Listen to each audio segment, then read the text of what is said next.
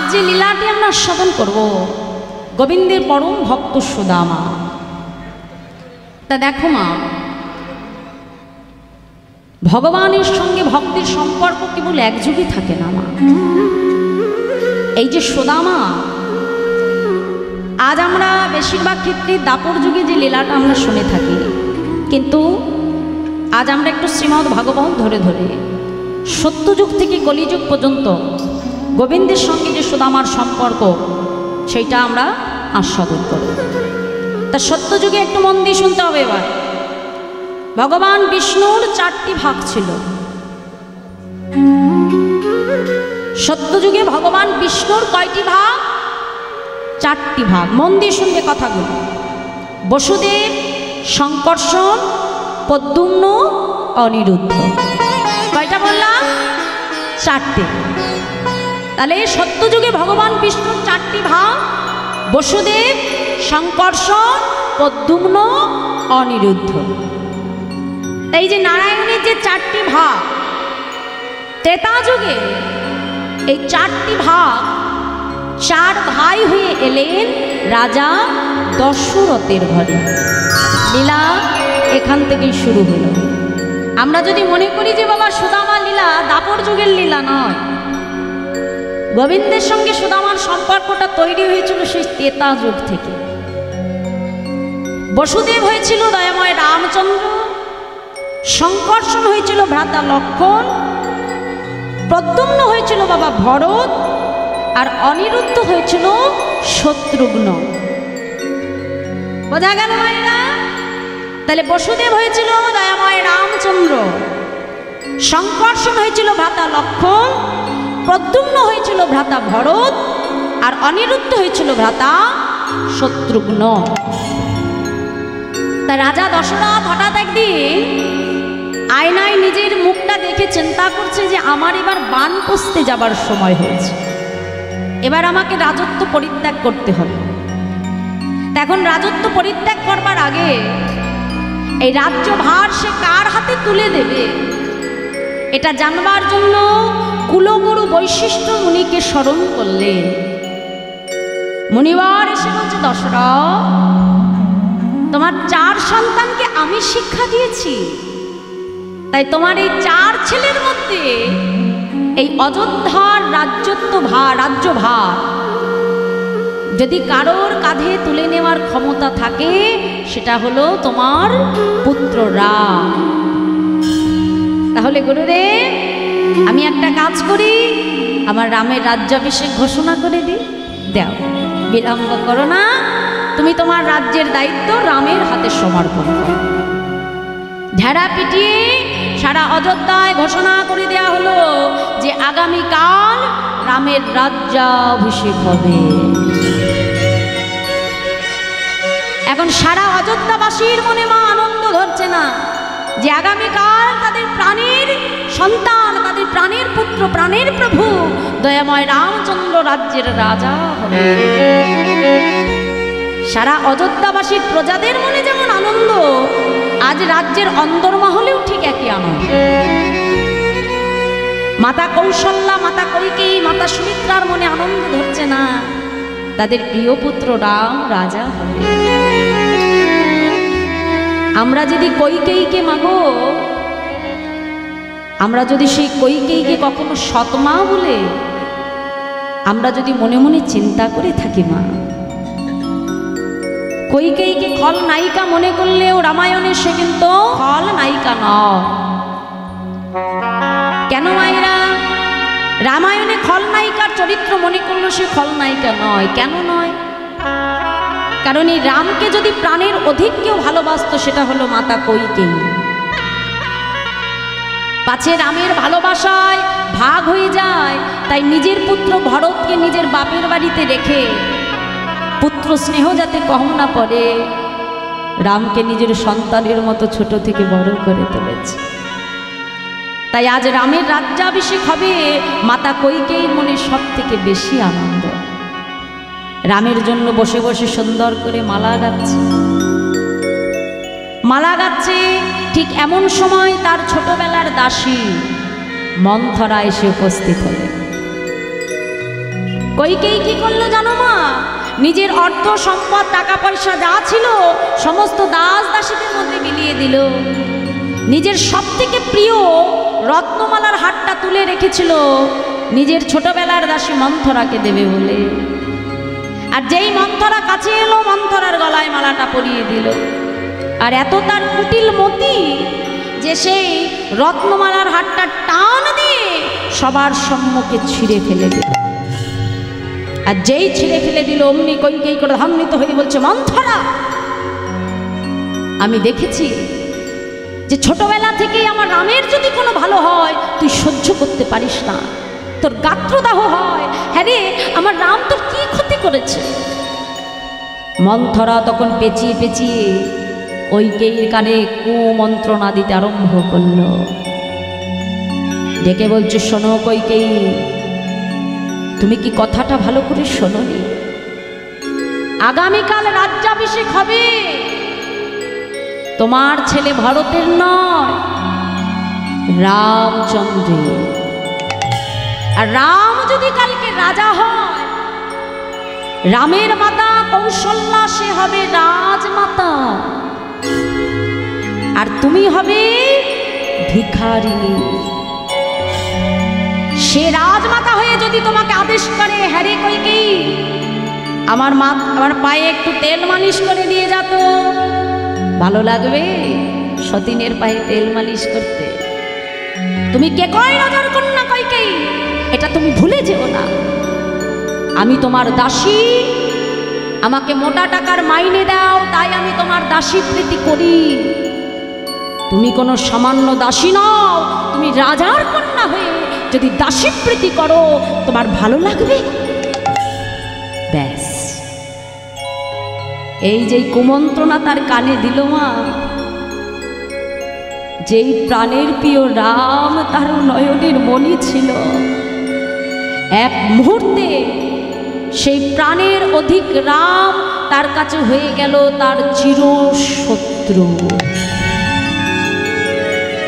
এখন আমাকে কি করতে হবে?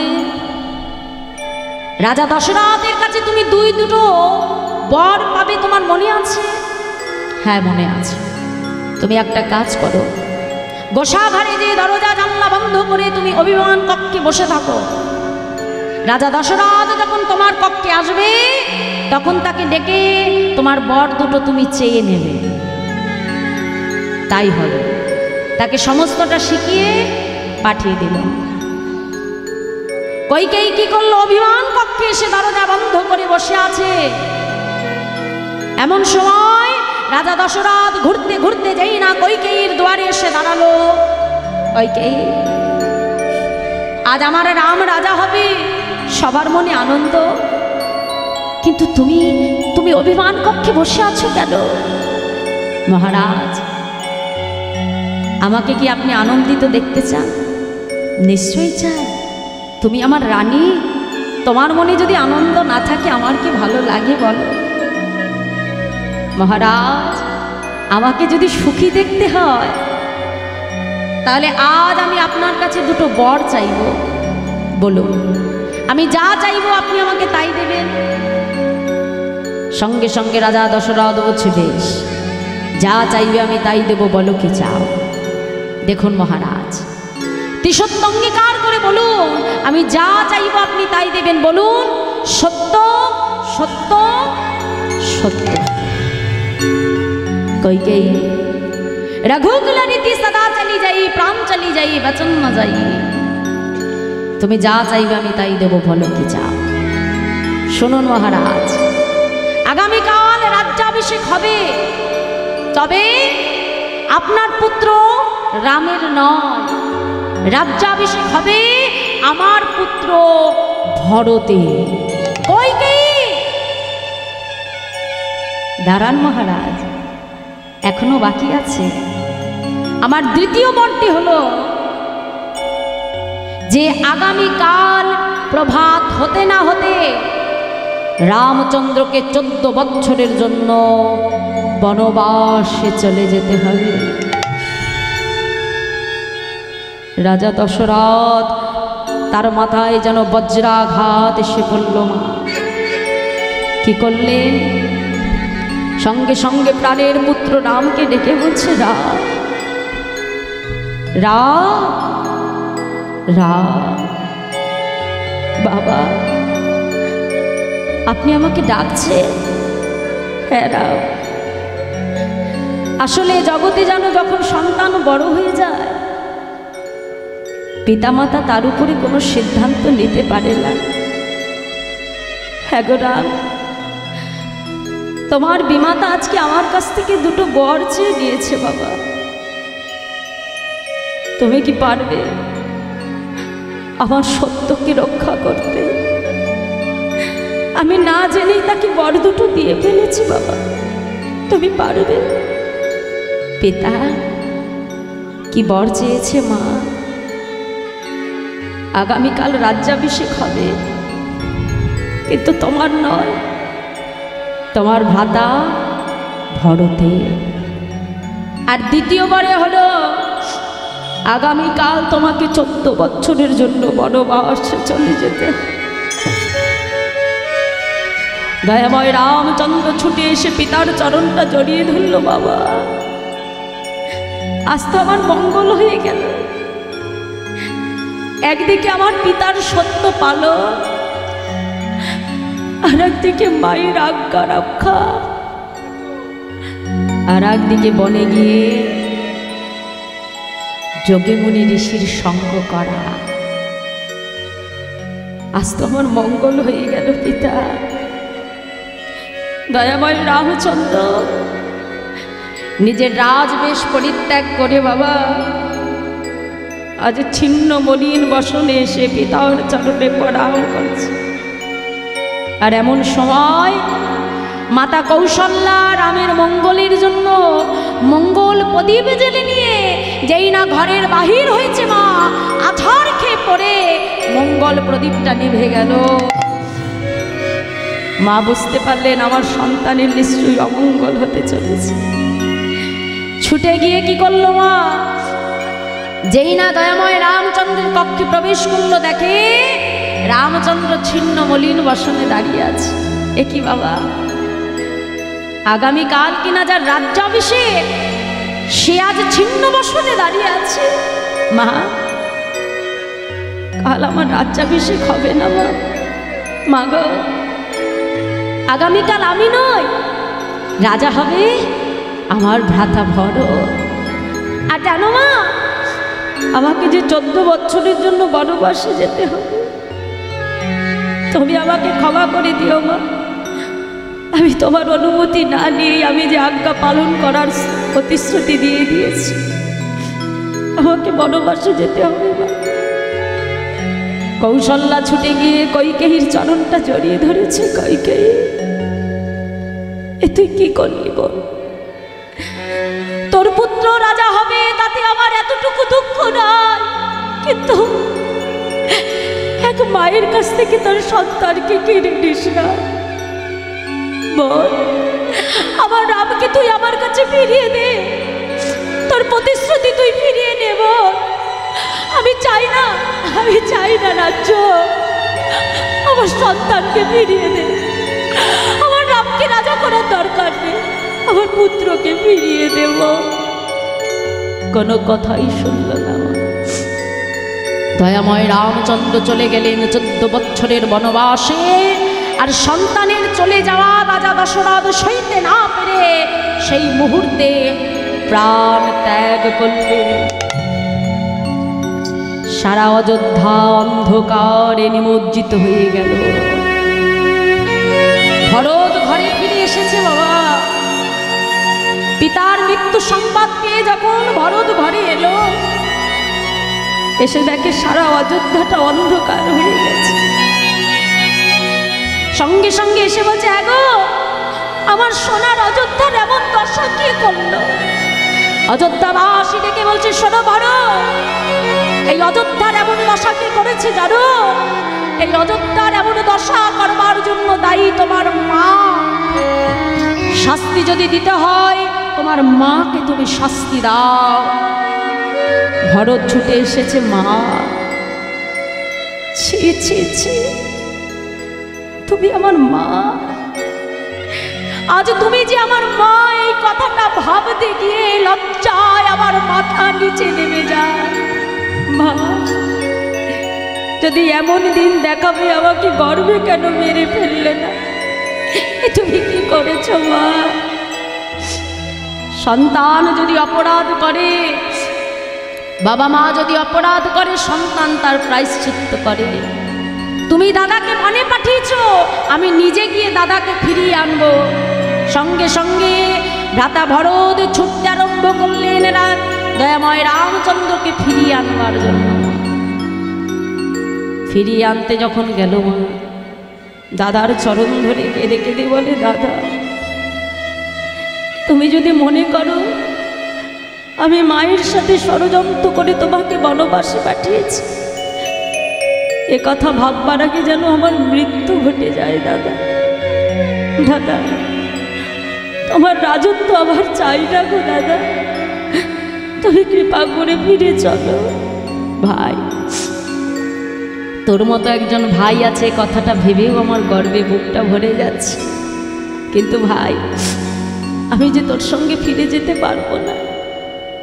আমি যে বাবাকে কথা দিয়েছি ভাই, তাই 14 বছর যতদিন না পূরণ হবে আমি ফিরতে পারবো না। তুমি ফিরবে না? না, আমি ফিরবো না, তুই চলে যা। বেশ, তবে তুমি যদি নাই ফেরো দাদা, তোমার চরণের খড়ম দুখানি তুমি আমার হাতে তুলে দাও।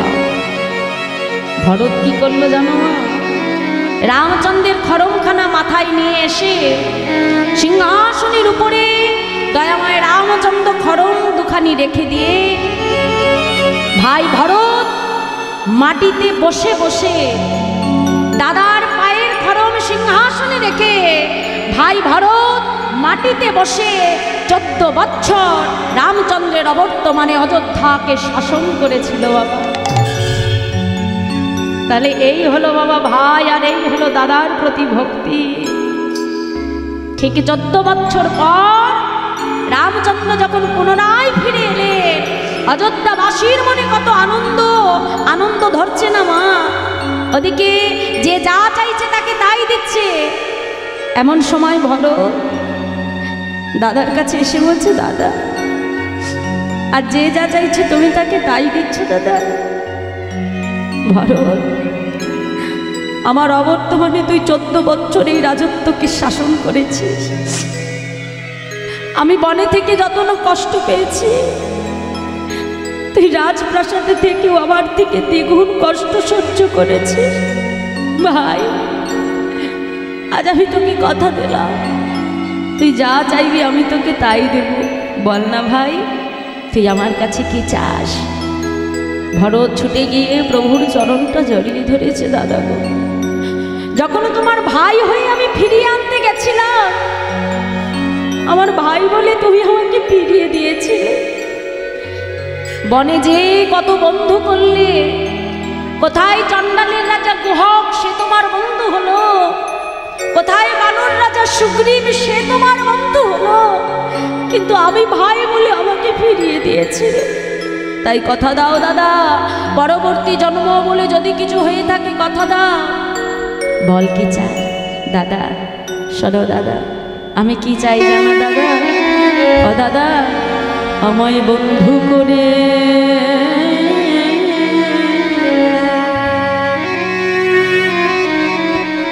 তুমি জানো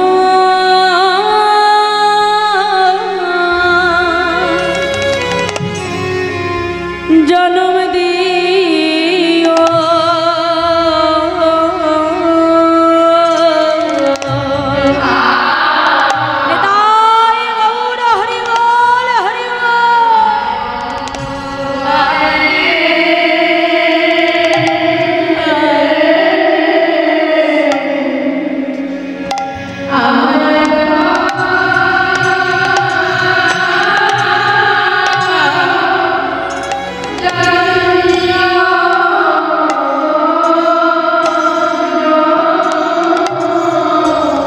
তোমার চরণ ছাড়া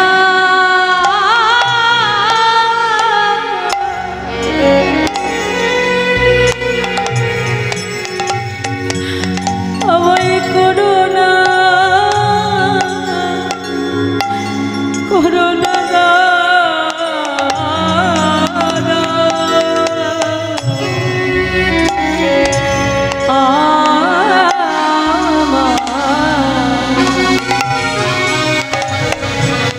আমায় বন্ধু করে তুমি জানো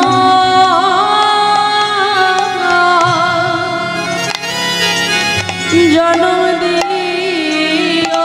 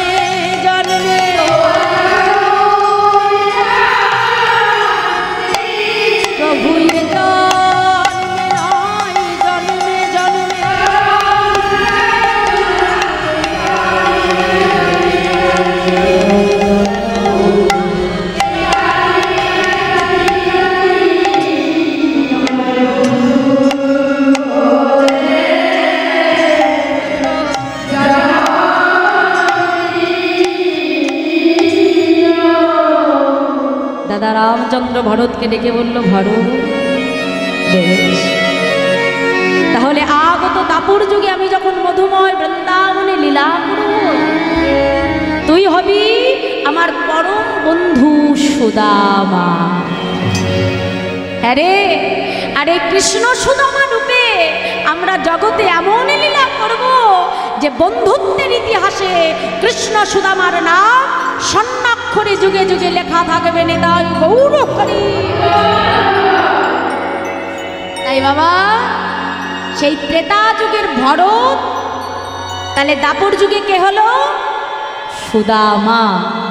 আর দয়াময় রামচন্দ্র তিনি হলেন ভগবান কৃষ্ণচন্দ্র। তাই আজ সেই প্রাণ গোবিন্দ মধুময় শ্রীরাম বৃন্দাবনে সখাগণকে সঙ্গে নিয়ে আজকে বিনোদ খেলায় মত্ত হল। হ্যাঁ, তা আজকে যখন সেই সুদামাকে নিয়ে বিনোদ খেলা খেলছে প্রভু, তার বন্ধুগণকে ডেকে বলছে, এই যে বলছে আজকে কি খেলা খেলবি? তা বন্ধুরা বলছে, শোন আজকে একটা নতুন খেলা খেলবো। বলছে কি খেলা? বলছে পাতা পাতা খেলা। বলছে সেটা আবার কেমন? তা 12 জন সখা ছিল তো মায়েরা, তা 12টা পাতা এনে কি করলো? 12টা পাতার মধ্যে একটা পাতা ছিদ্র করে দিল। আর যে ছিদ্র করে দিল, আর সেই 12টা পাতা এবার এক একজনের চোখ বাঁধছে, আর এক একজন এসে এসে পাতাটা তুলে নিচ্ছে। এবার সবার পাতা নেওয়া হয়ে গেছে, অবশেষে পড়ে আছে আমার গোবিন্দ। আর যেই না পাতাটা নেওয়া হয়ে গেছে, এখন সবার কাছে যে বলছে, আয় শ্রীরাম, তোর কেমন পাতা পড়েছে বলো, আয় তোর কেমন পাতা পড়েছে? এখন সুবল বলছে, আয় কানাই, তুই সবার পাতা দেখছিস, তোর পাতা দেখা। আচ্ছা আমার পাতা? এই শোন, আমি হলাম নন্দ ঘোষের ছেলে, নন্দ মহারাজের ছেলে, বুঝেছি? আমার পাতা কখনো খারাপ হতে পারে? আমার বাবার আছে 9 লক্ষ ধেনু, আমার পাতা কখনো খারাপ হবে? এই দেখ, এই দেখ আমার পাতা। যেই না পাতাটা তুলেছে মা, দেখে সবার পাতার মধ্যে আমার গোবিন্দের পাতাটাই ছিদ্র। আর যেই না সাদা পাতা দেখেছে, সবাই চিৎকার করছে, এই কানাই চোর চোর চোর। এই কি রে, আমাকে চোর বলছিস কেন? হ্যাঁ, ঘরে ঘরে যখন আমি ননি চুরি করি, তা চুরি করে কি আমি একা খাই না, তোরাও খাই? হ্যাঁ, চুরি যে করে আর চুরি যে সহে, সমান অপরাধ তো মা, তাই না? তা আমি চুরি করি, তোরাও তো খাস, তাহলে চোর বেলায় বেলায় শুধু আমাকে একাকে বলছিস? কাঁধে চড়তে হয়, কাঁধে চড়, চোর কেন বলছিস? হ্যাঁ, আয়, কে আমার কাঁধে চড়বি? চলে আয়। সঙ্গে সঙ্গে কি হলো মায়েরা, সবার একে একে কাঁধে হলো, চড়া হলো। সর্বশেষে রয়েছে আমার সুদামা। হ্যাঁ, তা সুদামা যখন আজকে গোবিন্দের কাঁধের উপরে বসেছে, বাবা গোবিন্দের কাঁধের উপরে বসে একটা পা সামনে আর একটা পা পিছনে ধরে গোবিন্দের মানে শক্ত করে গোবিন্দকে ধরে বসে আছে, আর গোবিন্দ প্রাণপণে ছুটতে আরম্ভ করেছে। হ্যাঁ, এখন যেই আম দেখেছে মা, গোবিন্দকে দাঁড় করিয়ে দিল সুদামা। কি করেছে? এখন গাছের কাছে যে আমটা পেরেছে, এখন গাছটা আম থেকে পেরে মানে গাছ আমটা পেরে গাছ থেকে মনে মনে চিন্তা করছে যে এই আমটা আগে আমি কানাইকে দেব না। দেখো বন্ধুত্ব কাকে বলে আর ভালোবাসা কাকে বলে। মনে মনে চিন্তা করছে, কানাই এই বৃন্দাবন মাঝে তুই ভালো, তোর সখারাও হয়তো ভালো, কিন্তু কানাই রে ব্রজবাসী হয়তো ভালো, কিন্তু আমাদের রাজা সে তো ভালো না রে কানাই। কেন জানিস? যেই রাজা একজন নারী জাতির স্তনের মধ্যে বিষ মেশাতে পারে। জানেন তো মায়েরা, ভগবানকে বধ করবে বলে পুতনা কালকুট বিষ নিজের স্তনে নিয়ে এসেছিলেন গোবিন্দকে মারবে বলে, পাঠিয়েছিল রাজা কংস। কানা, যে রাজা নারী জাতির দুগ্ধের মধ্যে বিষ মেশাতে পারে, না জানি হয়তো এই বৃন্দাবনের ফলের মধ্যে বিষ মাখাতে পারে। কানা, এই ফল খেয়ে যদি আমাদের কিছু হয়, আমরা মরে যাব, কিন্তু আমার কানাই তো বেঁচে থাকবে। কানাই রে, তুই বৃন্দাবন মাঝে কত লীলা করেছি, কত আগাসুর, কত বাগাসুর, কত দৈত্য, কত দানবকে বধ করেছিস কানাই, কিন্তু তোর কিছু হয়ে গেলে, আমাদের কিছু হলে তুই আমাদের প্রাণে বাঁচাতে পারবি, কিন্তু তোর কিছু হলে তো আমরা তোকে বাঁচাতে পারবো না রে কানাই।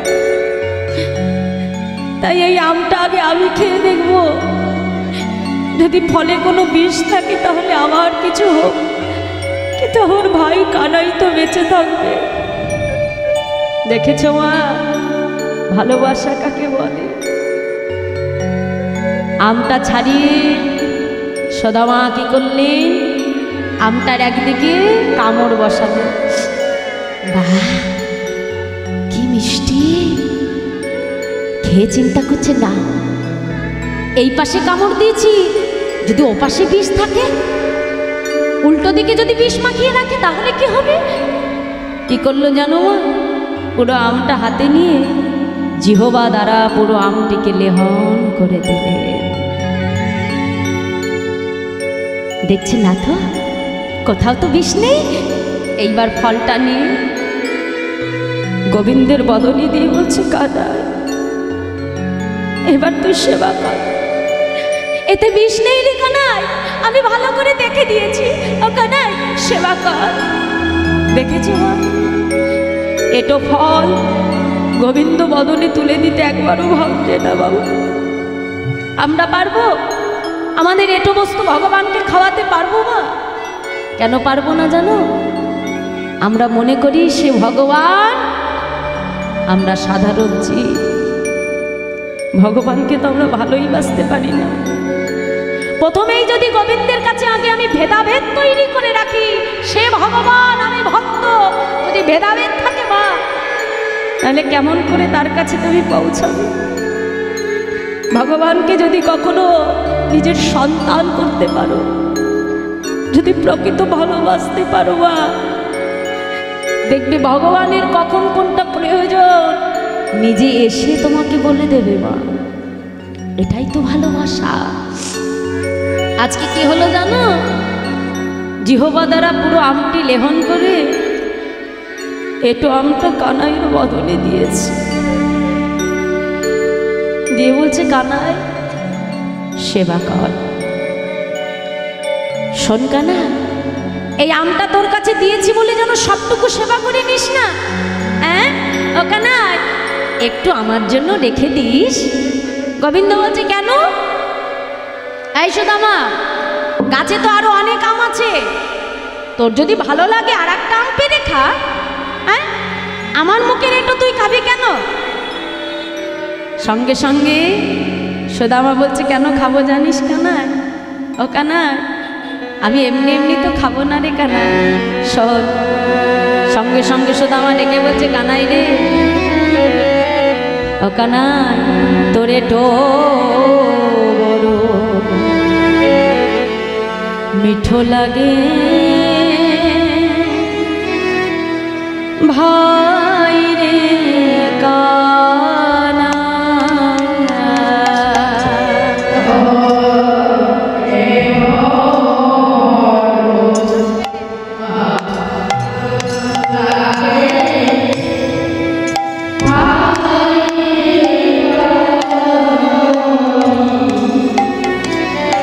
তোরে ঠো মিঠো লাগে ভাই রে কানা।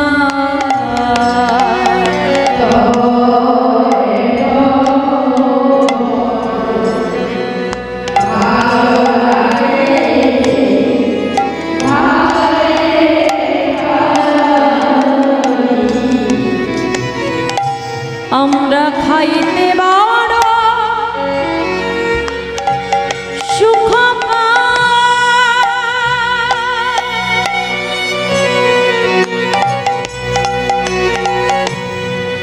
তাই তো এটো খা।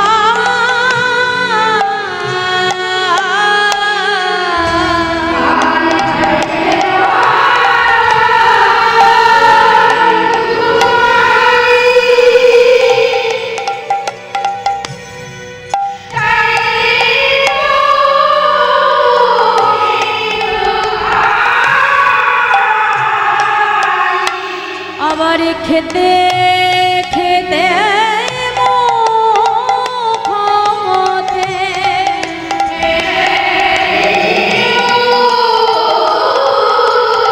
আবার খেতে খেতে মুখতে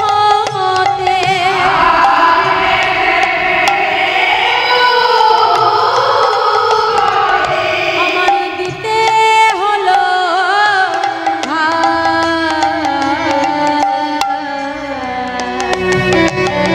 তোরে ঠো বড় মিঠো লাগে ভাই রে কানা।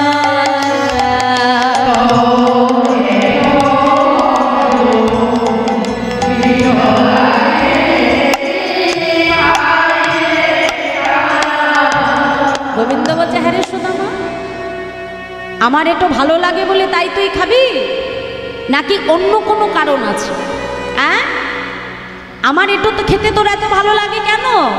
বলছে কেন জানিস কানাই, আসলে বৃন্দাবনের পাকা আম সে তো স্বভাবতই মিষ্টি। বৃন্দাবনের আম তো মিষ্টি বাবা, তাই না?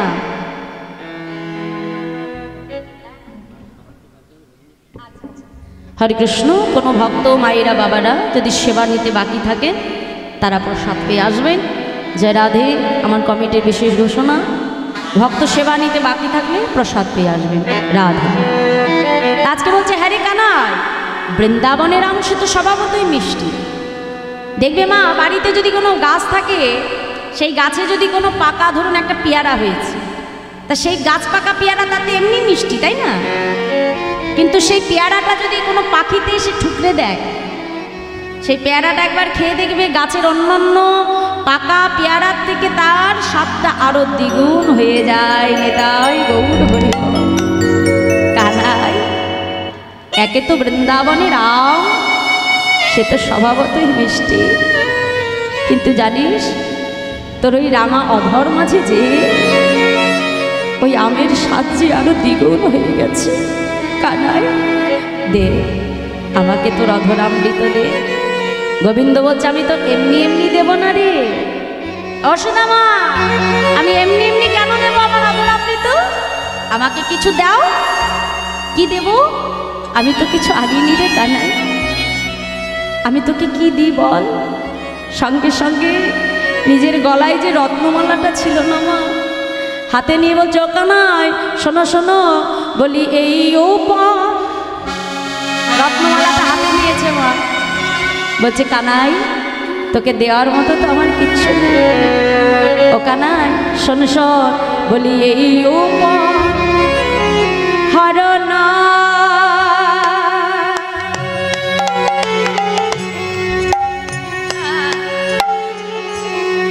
খাইয়া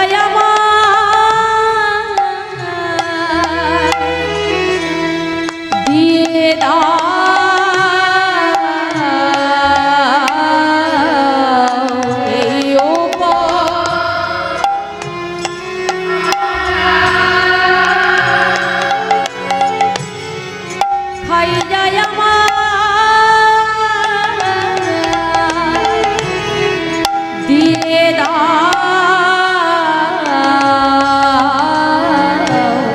বলিয়ে দাসয় ধাবে মোরা,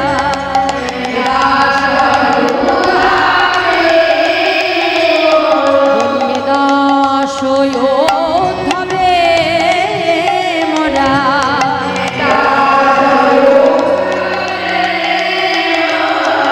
কিছু দিতে চাও।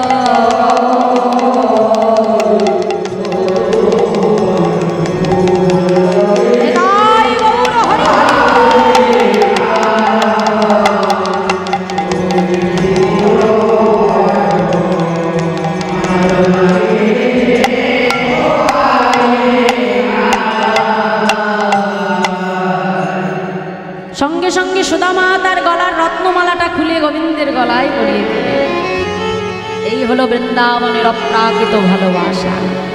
কিন্তু বাবা, বৃন্দাবনের এই ভালোবাসা, বৃন্দাবনের এই গোবিন্দের লীলা সবার সহ্য হলো না মা।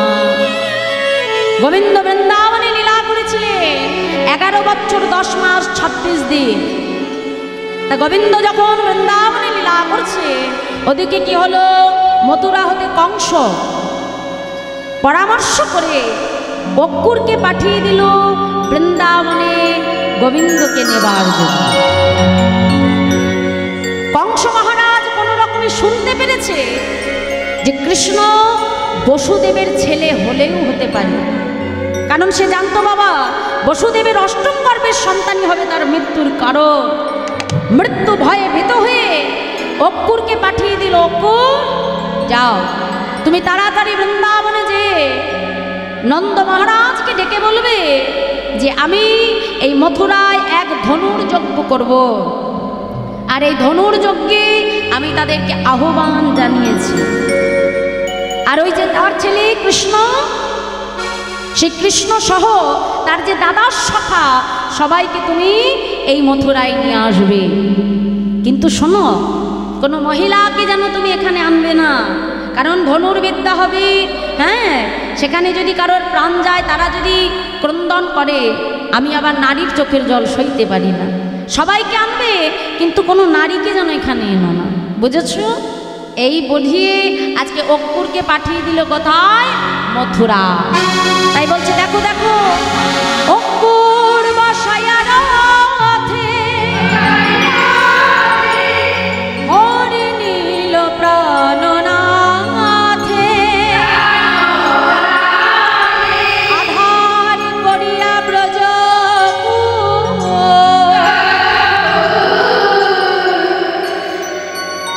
অক্কুর মহাশয় আজকে কি করলো? গোবিন্দকে রথে বসিয়ে নিয়ে গেল বৃন্দাবন ছেড়ে মথুরার উদ্দেশ্যে। আর ওদিকে কি হলো মা? কংস আজকে গোবিন্দকে এনেছিল তাকে হত্যা করবে বলে, আর ওদিকে গোবিন্দের ভয়ে ভীত হয়ে কংস মহারাজ নিজেই মারা গেলে। আর কংস যখন মারা গেল, কংসের শ্বশুর মশাই ছিলেন জরাসন্ধ। জামাতার মৃত্যু মেনে নিতে না পেরে মথুরাকে বারবার আক্রমণ করেছিলেন। ভগবান কৃষ্ণচন্দ্র তখন পিতা নন্দ মহারাজকে ডেকে বলছে, বাবা আপনি সবাইকে নিয়ে পুনরায় বৃন্দাবনে ফিরে যান। ভারতবর্ষের অসুস্থ রাজনীতি সুস্থ না হওয়া পর্যন্ত আমি ফিরে যেতে পারি। এই বলে নন্দ মহারাজ সহ যত দ্বাদশ রাখাল ছিল সবাইকে ভগবান পাঠিয়ে দিলেন। আর যখন পাঠিয়ে দিলেন মা, মথুরা থেকে ফিরে এসে গোবিন্দের যে পরম সখা সুদামা কৃষ্ণ দর্শনে পাগল হয়ে গেল। গোবিন্দকে হারিয়ে সুদামা একদম উন্মাদ হয়ে গেল। মথুরা থেকে যদি কোনো গাভী ভুল করে যদি বৃন্দাবনে চলে আসে, কণ্ঠটা জড়িয়ে ধরে বলে, ওরে গাভী বলতে পারিস আমার ভাই কানাই কেমন আছে? একবার বলতে পারিস? হ্যাঁ রে, আমার ভাই কি মথুরার রাজা হয়ে আমাদেরকে ভুলে গেছে? আমাদের কথা কি তার মনে নাই? সুদামার এহেন দশা দেখে সুদামার মা রচনা দেবী এবং পিতা মটুক মহারাজ, মটুক আজকে মনে মনে চিন্তা করছে যে আমার সন্তান চোখের সামনে পাগল হয়ে যাবে, বাবা মা হয়ে আমি কেমন করে সহ্য করি। তাই আজকে মটুক খোঁজ নিয়ে জানতে পারলেন যে কৃষ্ণ বলরাম দুই ভাইকে আজকে তার পিতা শিক্ষার উদ্দেশ্যে পাঠিয়েছে। কোথায়? সন্দীপনী মুনির আশ্রমে। দক্ষিণ ভারতে উজ্জয়িনী নদীর তীরে এই সন্দীপনী মুনির আশ্রম। তখনকার দিনে বিশাল বড় শিক্ষার স্থানটি ছিল সন্দীপনী মুনির আশ্রম। বসুদেব বলরাম এবং কৃষ্ণকে পাঠিয়েছে শিক্ষার জন্য সেই সন্দীপনী মুনির আশ্রম। ওদিকে সুদামার পিতা মটুক যখন জানতে পারলে কৃষ্ণ এখন সন্দীপনী মুনির আশ্রমে আছে, সে কি করলো? মনে মনে চিন্তা করলো, যা এইবার আমার ছেলেকে আমি সন্দীপনী মুনির আশ্রমে পাঠাবো। একদিকে আমার ছেলের শিক্ষাও গ্রহণ করা হবে, আর একদিকে তার মাথার ব্যায়ামটাও ভালো হয়ে যাবে, আবার আরেকদিকে আমার ছেলে পণ্ডিত হয়ে ঘরে ফিরে আসবে। হ্যাঁ, এক ঢিলে আমি তিনটি পাখি মারবো। কেমন বুদ্ধি করেছি বলো? আমার এসে কি করলো? সুদামাকে নিয়ে শিক্ষার উদ্দেশ্যে আজকে আসলেন কোথায়? সন্দীপনী মুনির আশ্রমে। আজকে মহাজন পদাবলিতে কলম দিয়ে বলছে, দেখো দেখো শিক্ষার উদ্দেশ্যে সবাই তথায় মিলিলা।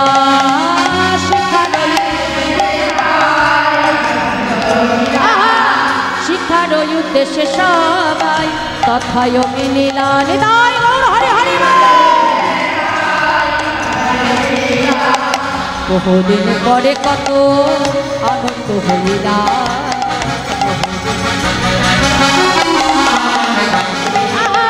বহুদিন পরে কত আনন্দ হইলা।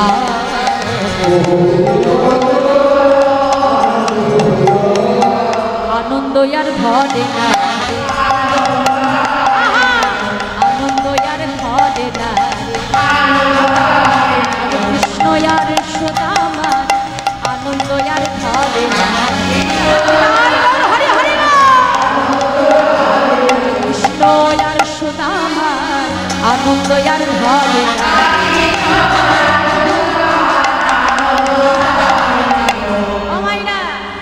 আজকে বহুদিন পরে যখন সুদামাকে গোবিন্দ কাছে পেলে, আর যেই না ভাই কানাইকে পেয়েছে, সুদামা একদম ছুটে গিয়ে জড়িয়ে ধরেছে।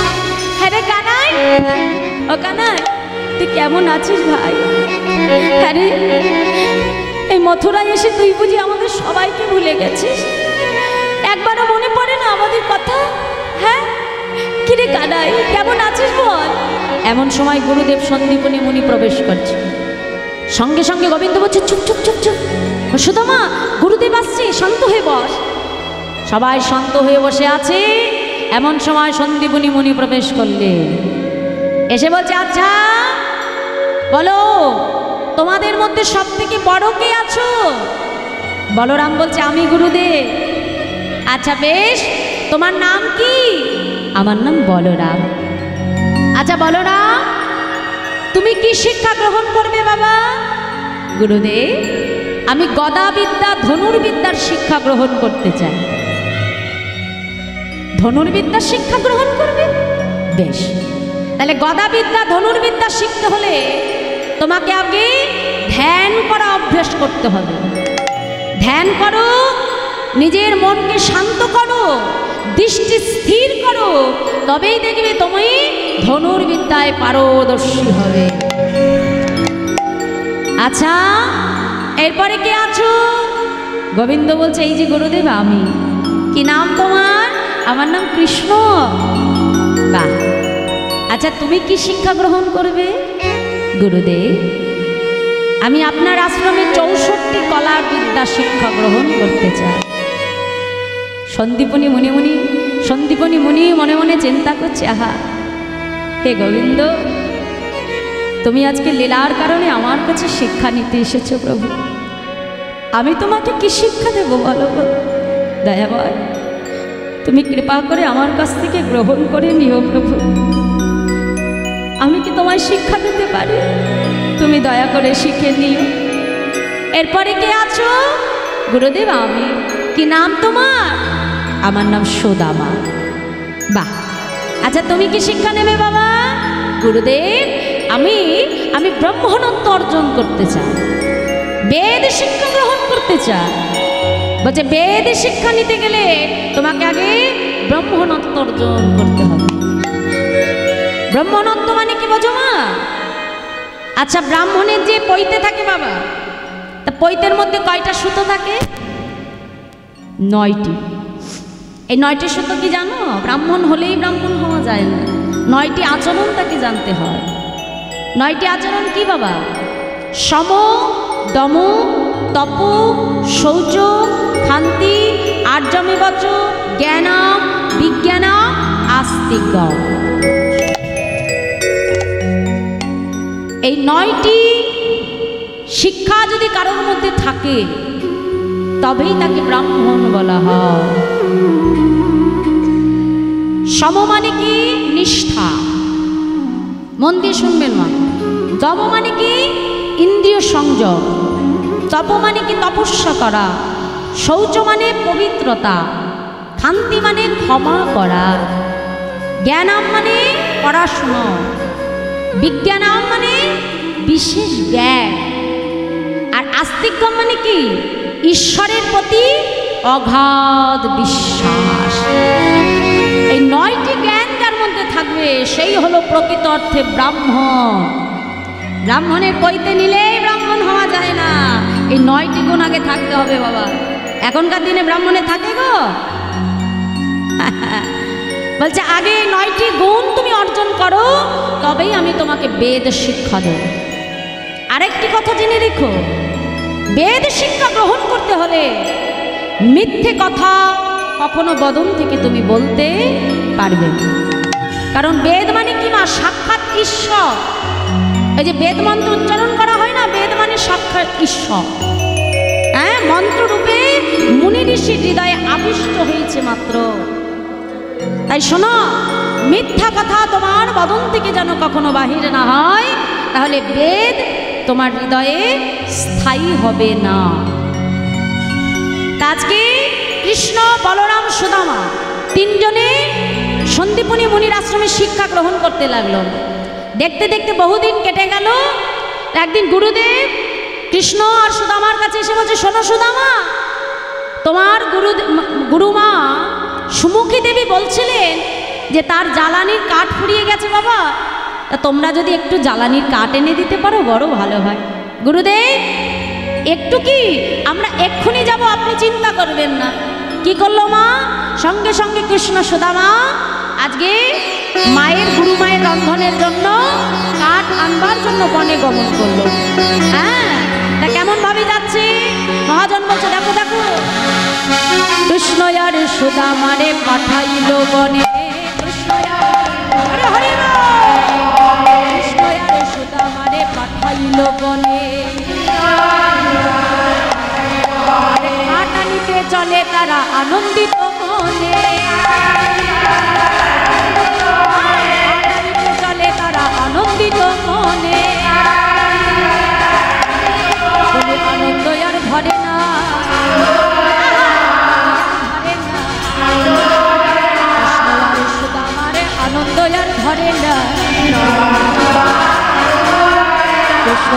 সুদামার আনন্দ আর ধরে না। তাহলে আজকে কৃষ্ণ আর সুদামা কোথায় যাচ্ছে মা? হ্যাঁ, কাঠ আনবার জন্য বনে ছুটে যাচ্ছে। আর যেই না বনের মধ্যে প্রবেশ করলো মা, এমন সময় কি হলো জানো? হেন কালে হইল তথা ঝড় ভয়ঙ্কর, চারিদিকে দেখিলেন ঘন অন্ধকার। চারিদিকে প্রচন্ড ঝড় বৃষ্টি শুরু হয়ে গেল, বজ্রাঘাত হতে লাগলো। গোবিন্দ চিৎকার করছে, সুদামা, কানা, সুদামা। বড় বড় গাছের ডাল ভেঙে পড়তে লাগলো। সুদামা ছুটে গিয়ে কানাইকে বুকের মধ্যে জড়িয়ে ধরলো মা। জড়িয়ে ধরে সুদামাকে নিয়ে মাটির মধ্যে আছাড় খেয়ে পড়ে গেল। যত গাছের বাড়ি ভারী ভারী ডাল সব এসে সুদামার অঙ্গে লাগলো, কিন্তু কানাইয়ের অঙ্গে এতটুকু আঘাত লাগতে দেয় না। যত ঝড় শিলা বৃষ্টি সব আজকে সুদামার অঙ্গের উপর দিয়ে বয়ে গেল। গোবিন্দ ধীরে ধীরে আজকে কানাই ধীরে ধীরে সুদামার কোলের মধ্যে ঘুমিয়ে পড়ল। প্রভাত হতে না হতেই গুরুদেব সন্দীপুনি মুনি বনের ভেতরে ছুটে এসেছে। কৃষ্ণ, সুদামা, কৃষ্ণ ডাকতে ডাকতে যেই না গভীর বনে প্রবেশ করেছে বাবা, দেখে একটা উঁচু ঢিপির উপরে কৃষ্ণ সুদামা দাঁড়িয়ে আছে। চারিদিকে জল থই থই করছে, কাঠের বোঝা মাথায় দিয়ে দাঁড়িয়ে আছে। গুরুদেব বলছে, বাবা তোমরা ভালো আছো তো? হ্যাঁ গুরুদেব, আপনি এখানে এসেছেন? হ্যাঁ, জানো কাল তোমাদের বনে পাঠিয়ে সারা রাত আমার দু চোখের পাতায় এক করতে পারি। তোমরা তো আমার শিষ্য নও, তোমরা আমার সন্তান বাবা। তোমাদের কোনো ক্ষতি হলে আমি যে ঠিক থাকতে পারি না।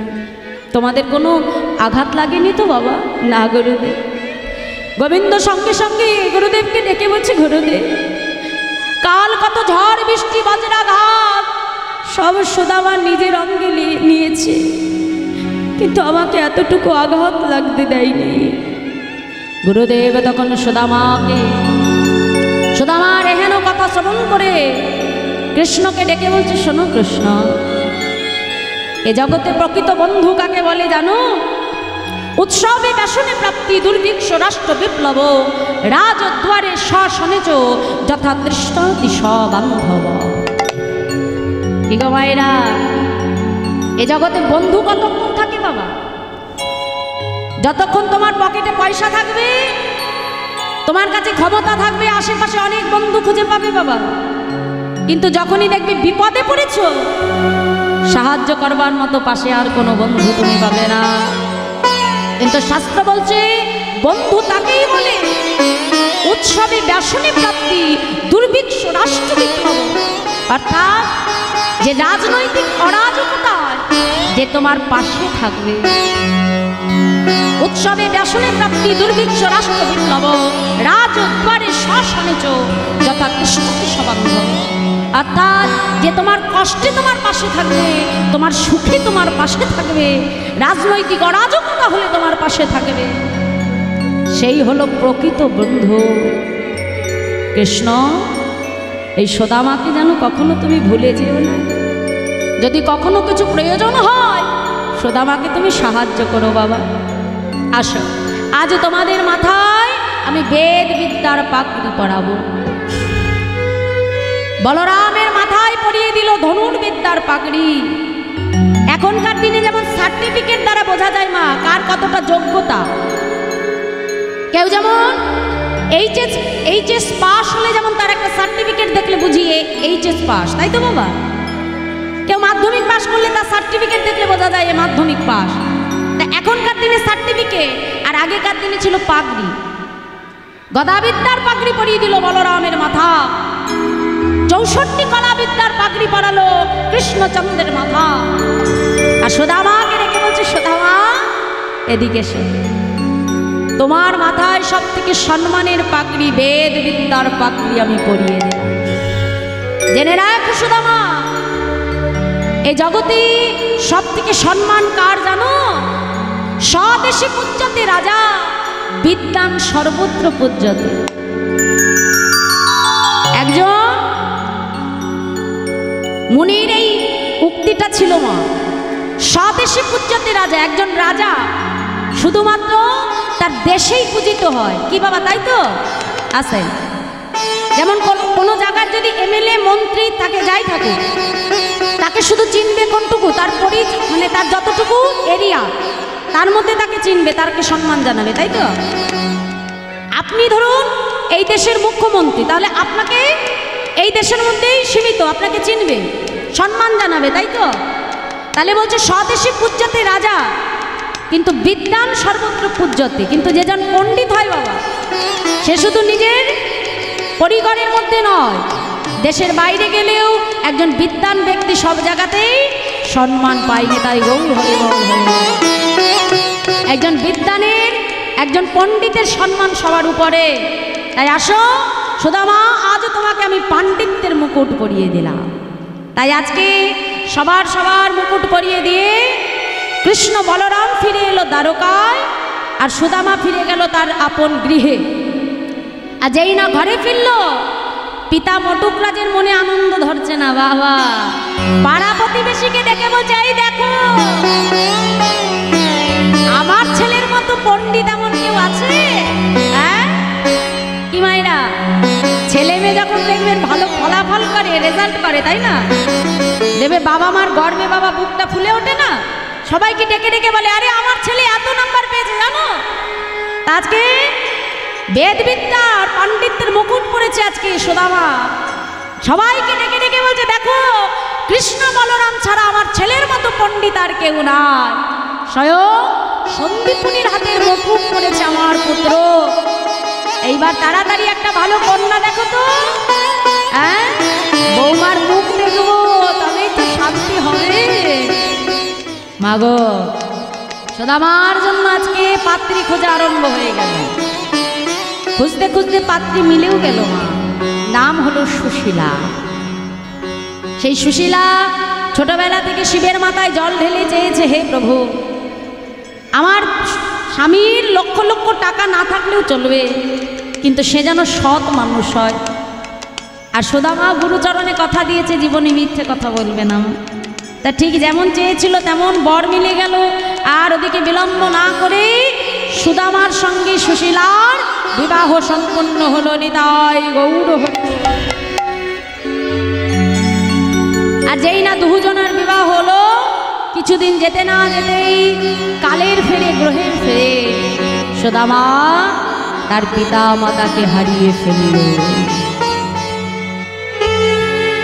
আর যেই না পিতা মাতাকে হারালো মা, এতদিন যেই সন্তান সংসারের তাপটা বুঝতে পারে না, এ জগতে পিতা মাতা সন্তানের মাথার উপর যতক্ষণ থাকে না মা, জানবে পিতা মাতা সন্তানের মাথার উপর বটবৃক্ষের ছায়ার মতো থাকে। সন্তান কোনো আঘাত, কোনো আঁচড়, কোনো কিছু বুঝতে পারে না যতক্ষণ পিতামাতার উপর পিতামাতার আশীর্বাদ থাকে, পিতামাতা মাথার উপরে থাকে। যেই পিতামাতা মারা গেল, সুদামা বুঝতে পারলেন সংসারে চলাটা কত কঠিন বাবা। পদে পদে তাকে মিথ্যা কথার আশ্রয় নিতে হচ্ছে। যে সুদামা গুরুচরণে কথা দিয়েছিল মিথ্যে কথা বলবে না, এখন সুদামা তো সত্যবাদী মা, মিথ্যে কথা বলতে পারে না। তাকে ঠকিয়ে তার কাছ থেকে সবাই এক এক করে সব কিছু নিতে আরম্ভ করবে। সংসারের অর্থ কষ্টে জর্জরিত হয়ে যেতে লাগলো সুদামা। সুদামার স্ত্রী সুশীলা এসে বলছে, স্বামী, হ্যাঁ গো, তোমার এমন দশা আমি আর সইতে পারি না। শুনেছি তোমার বন্ধু কৃষ্ণচন্দ্র সে নাকি দ্বারকার রাজা।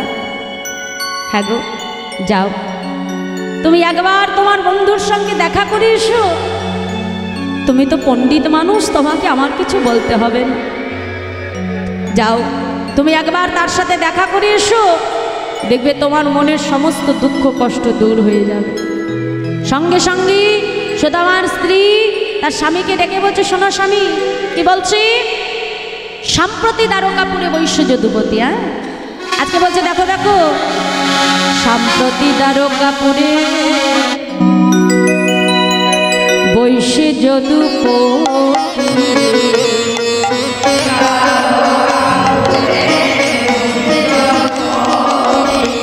সম্প্রতি দ্বারকাপুরে বৈশ্য যদুপতি,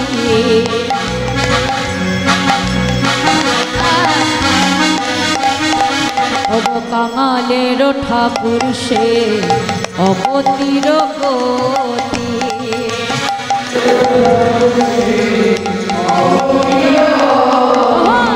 কাঙালের ঠাকুর সে অগতির গতি,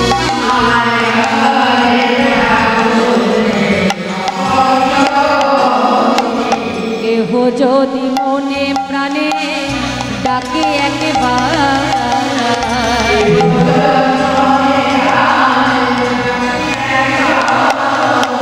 তৎক্ষণাৎ দূর করে দারিদ্রতা তাহার, তৎক্ষণাৎ দূর করে দারিদ্রতা। সম্প্রতি দ্বারকাপুরে বৈশ্য যদুপতি, কাঙালের ঠাকুর সে অগতির গতি, কেউ যদি মনে প্রাণে ডাকে একবার, তৎক্ষণাৎ দূর করে দারিদ্রতা তাহার। যেই না বলেছে সুদামা, সুশীলাকে ডেকে বলল, সুশীলা, জীবনে কখনো আমি কানাইয়ের কাছ থেকে কিচ্ছু চাইনি, আজ তুমি আমাকে চাইতে বলো না, আমি পারবো না। স্বামী, কে বলেছে আমি তোমাকে কিছু চাইতে বলছি? আমার কিচ্ছু চাই না, তুমি শুধু একবার বন্ধুর সঙ্গে দেখা করে এসো, তোমার মনের কষ্ট যদি দূর হয় এতেই আমার সুখ, আমি আর কিচ্ছু চাই না। আসলে এই সংসারের কষ্ট তোমাকে ব্যথিত করছে, আমার ভালো লাগছে না। এই সংসারের কষ্ট তুমি নিতে পারছো না, আমি দেখছি।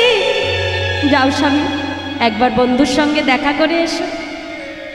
সুদামা বলছে, কথাটা ঠিকই বলেছো সুশীলা, কিন্তু এতগুলো দিন পরে বন্ধুর কাছে যাব, খালি হাতে কেমন করে যাই বলো?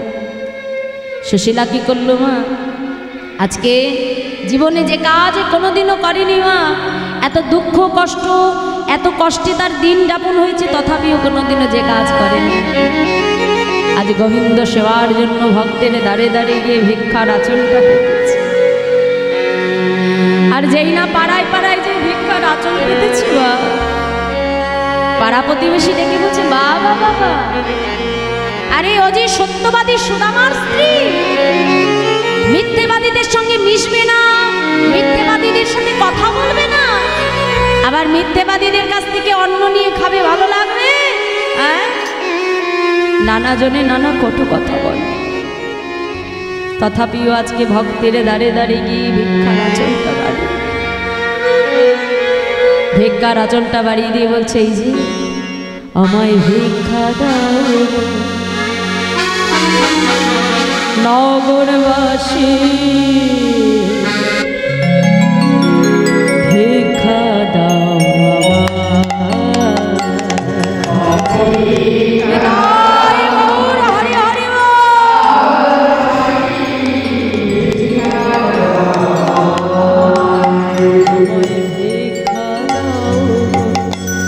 নগরবাসী, ভিক্ষা দাও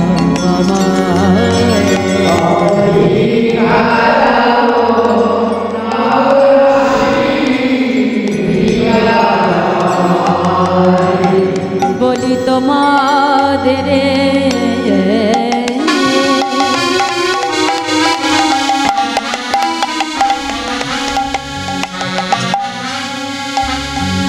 বলি তোমাদের ভিক্ষা দেবো,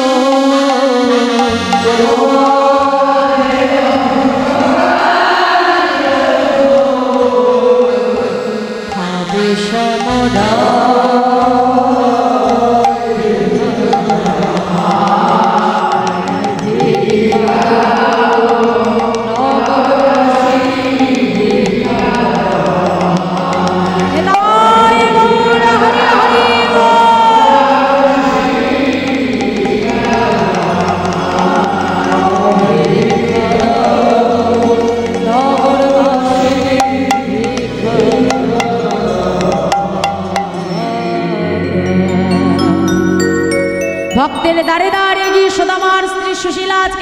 করতে আরম্ভ করলেন। দেখা গেল 4 পাড়া থেকে এক এক মুষ্ট চিরা এনে 4 মুষ্ট চিরা হয়েছে। চিরাটা যে বেঁধে দেবে সেই বস্তুটাও কাছে না। নিজের ছিন্ন মলিন বসনটা ছিঁড়ে বাবা সেই ছিন্ন মলিন বসনে গোবিন্দ সেবার জন্য চিরা বেঁধেছে। চিরা বেঁধে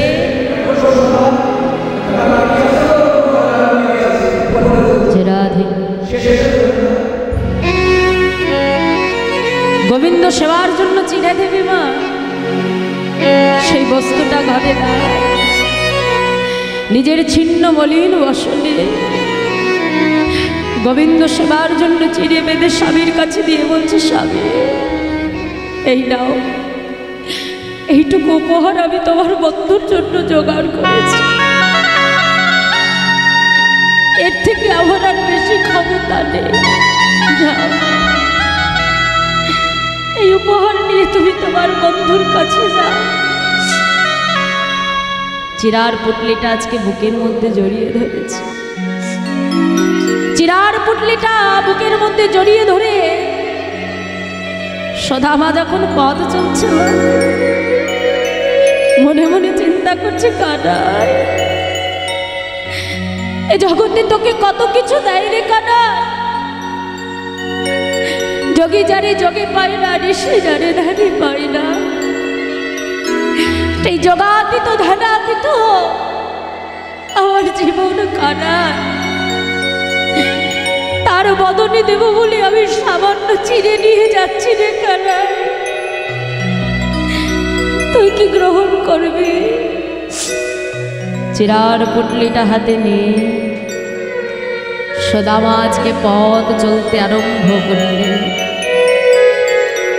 পথ চলতে চলতে মা যেই না দ্বারকার কাছে এসে দাঁড়ালো, এখন দ্বারকার রাজপ্রাসাদে দাঁড়িয়ে আছে, দরজার সামনে বিশাল প্রহরীরা দাঁড়িয়ে আছে। মা যেই না প্রবেশ করতে যাবে সঙ্গে সঙ্গে দাঁড়িয়ে এসে হাত টেনে ধরলো, এই ভিখারি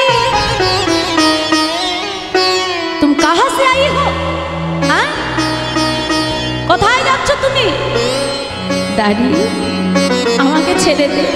হ্যাঁ রে, আমি যাচ্ছি আমার বন্ধু কানাইয়ের কাছে, আমাকে যেতে দে, তোরা যেতে দে। কি বললে? তোমার বন্ধু কানাই? কে তোমার বন্ধু? কেন? ওই তো, ওই যে তোদের রাজা কৃষ্ণচন্দ্র, ও আমার বাল্যবেলার বন্ধু। আমাকে একবার যেতে দে দাঁড়ি, আমি তোদের পায়ে পড়ছি, আমাকে যেতে দে। কি বললে? কি বললে তুমি? আমাদের রাজা সে কিনা সামান্য পথের এক ভিখারির বন্ধু? তুমি কি আমাদেরকে বোকা পেয়েছ? দাঁড়ি, যদি বিশ্বাস না হয় একবার নিজে যে দেখে আয়, একবার যে আমার কানাইকে বল তার বাল্যবেলার বন্ধু সুদামা এসেছে। আমি কথা দিলাম যতক্ষণ না তোরা আসবি আমি এই দরজাতেই দাঁড়িয়ে থাকবো। আমি কথা দিচ্ছি, যদি আমার কানাই আমার নাম শুনে আমাকে চিনতে না পারে, যদি কানাই আজ আমাকে না চেনে, আমি কথা দিলাম এই দ্বার হতে আমি ফিরে চলে যাব। কথা দিচ্ছি, ধানি একবার শুধু যে বল সুদামা এসেছে। বেশ, প্রহরীরা আজকে দরজায় সুদামাকে দাঁড় করিয়ে ছুটতে ছুটতে ভেতরে আসছে। মহারাজ,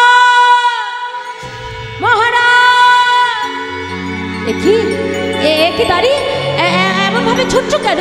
কি হয়েছে মহারাজ? আর বলবেন না মহারাজ, দেশটা একেবারে ভিখারির জ্বালায় ভরে গেল। কেন? আজ ভিখারিরা ভেতরে প্রবেশ করবার জন্য নতুন নতুন ফন্দি এঁটেছে মহারাজ। কি ফন্দি? মহারাজ, কোথা থেকে এক ভিখারি এসে বলছে সে কিনা আপনার বাল্যবেলার বন্ধু।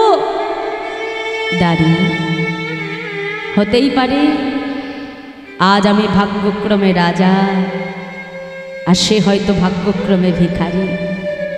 আচ্ছা, আমার বন্ধু কি নাম বলেছে তার? সব বন্ধুর নাম আমার মনে আছে। একবার বলো দেখি কি নাম বলেছে? কে জানো, কে যেন নামটা বললো, কে জানো? ও মনে পড়েছে মহারাজ, মনে পড়েছে। তার নাম হলো সুদামা। কি বললে দাঁড়ি? তবে তবে তবে তবে তুমি ঠিক বলছো, তুমি ঠিক শুনেছো দাঁড়ি। আমার সুদামা এসেছে, আমার সুদামা এসেছে দাঁড়ি, তুমি ঠিক শুনেছো। গোবিন্দ যেই না আমার রত্ন সিংহাসনে বসেছিলেন, সঙ্গে সঙ্গে গোবিন্দ কি করলো জানো মা? মহাজন বলছে দেখো দেখো, আজ কনক বর্জন্তী কৃষ্ণ ছিল বসিয়া। যেই না গোবিন্দ আমার সিংহাসনে বসেছিল, সুদামার নামটা যেই না শুনেছে, গোবিন্দ কি করছে? কনক বর্জন্তী কৃষ্ণ ছিল বসিয়া, কনক বর্জন্তী কৃষ্ণ ছিল বসিয়া। হইয়া চলিল হরি সুদামা শুনিয়া, হরি হরি হইয়া চলিল হরি সুদামা শুনিয়া। আজ ভেবে চলিল, চলিল নাম শুনে ভেবে চলিল, চলিল হরি সুদামা শুনিয়া। হইয়া চলিল হরি সুদামা শুনিয়া।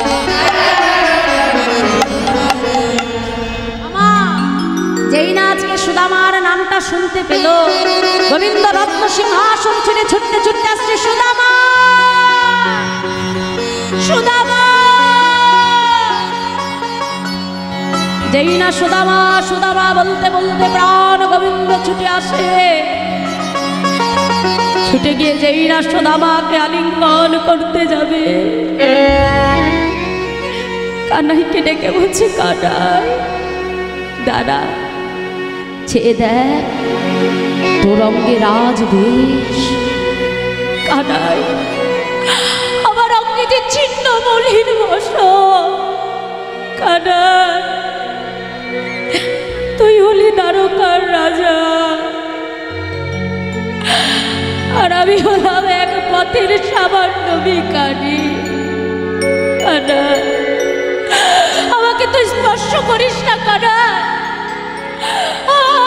আমাকে তুই স্পর্শ করিস না। গোবিন্দ ছুটে গিয়ে সুদামাকে আলিঙ্গন করলো। সুদামা তুই জানিস না, মুচি হয়ে শুচি হয় যদি কৃষ্ণ ভজে,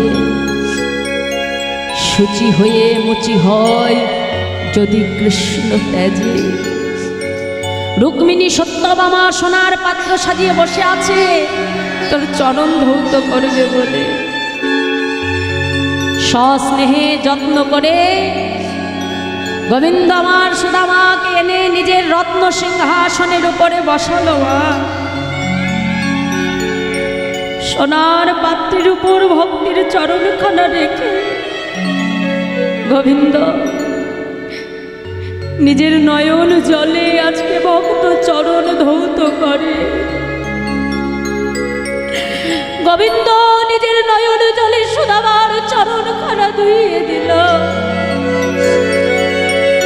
আরে কানা, এটা কিন্তু তোর একটু বড্ড বাড়াবাড়ি। হ্যাঁ রে, তুই এনে আমাকে তো সিংহাসনে বসিয়ে দিলি। হ্যাঁ, আরে আমি তো তোর বন্ধু। হ্যাঁ রে সুদামা, তুই জানিস না অতিথি নারায়ণ, আর তুই তো যেমন তেমন অতিথি নস, তুই হলি বেদ বিদ্যার পণ্ডিত। হ্যাঁ রে, গুরুদেব কি বলেছিল মনে নে? স্বদেশে পর্যতে রাজা, বিদ্যান সর্বত্র পর্যতে। সুদামা, আমি রাজকার্য নিয়ে থাকি, আমাকে কত মিথ্যা কথা বলতে হয়, কিন্তু তুই যে বেদ বিদ্যার পণ্ডিত, তোর হৃদয়ে স্বয়ং ভগবানের বাস। সুদামা, তুই কি নারায়ণ না হয়ে থাকতে পারিস? ভগবান নিজের হাতে ভক্তকে সেবা করালো গো মা। হ্যাঁ রে সুদামা, এইবার যা একটু তুই আমার ঘরে যে বিশ্রাম কর। সুদামা কি করলো মা? গোবিন্দের পালঙ্কের উপরে শয়ন করে আছে। ধীরে ধীরে গোবিন্দ যেই না ঘুমিয়ে পড়েছে, ধীরে ধীরে সুদামার কক্ষে প্রবেশ করেছে। দেখলো সুদামার চরণতলে কত কাটা বেঁধে আছে, একটা একটা করে কাটা বেছে দিচ্ছে ভগবান। আর একটা কাটা এতটা গভীরে ঢুকেছে ভগবান আর বাহির করতে পারছেন। ভক্ত চরণটা মুখের কাছে নিয়ে বদন দিয়ে যেই না কাটাটা তুলতে গেল, সুদামার তন্দ্রা ভেঙে গেল। কানা, তুই কি করছিস? যেই না আজকে কানাই বলে চিৎকার করেছে, রুক্মিণী সত্যভামা তারা ছুটে এসেছে। যেই না এসেছে আর গোবিন্দ সঙ্গে সঙ্গে তার চরণতলে তাকিয়ে দেখছে সুদামা গোবিন্দের চরণতলে একটা কাটা বিঁধে আছে। একই আচ্ছা কানাই, তোর এই ঝা চকচকে রাজপ্রাসাদে আমি না হয় বন থেকে এসেছি, কাটা ফুটেছে। তোর রাজপ্রাসাদে তো কাটা থাকার কথা নয়, তোর পায়ের নিচে কাটা এলো কেমন করে? রুক্মিণী ডেকে বলছে, আর বলবেন না, আমি বলেছিলাম যে এই রাজপ্রাসাদে আপনার পায়ে কাটা এলো কেমন করে? আমাকে কি বললেন জানেন? যে আমার বন্ধু সুদামা আসছে আর আমার কাছে আসতে গিয়ে তার চরণতলে কাটা বিঁধেছে, আর সেই কাটা এসে লেগেছে আমার অঙ্গে। আজ আমি বুঝতে পারলাম কানা, যে আমার পায়ে কাটা বেঁধা সত্ত্বেও কেন আমার পায়ে এতটুকু আঘাত লাগে। আসলে কাটাটা ফুটেছে আমার অঙ্গে, কিন্তু তার আঘাতটা যে তুই গ্রহণ করে নিয়েছিস কাটা, এই তো তোর ভালোবাসা। আচ্ছা আচ্ছা সুদামা, তোর কি গুরুদেবের আশ্রমের কথা মনে আছে?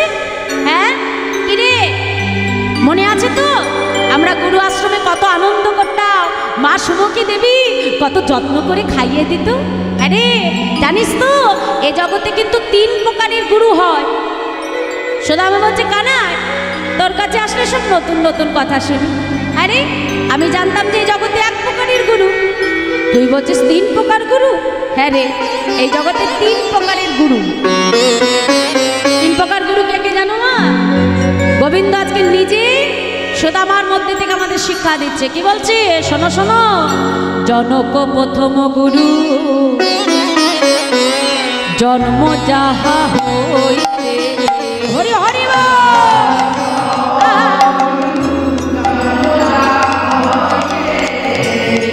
মাতা আদি গুরু কহি তোমার সাক্ষাতে।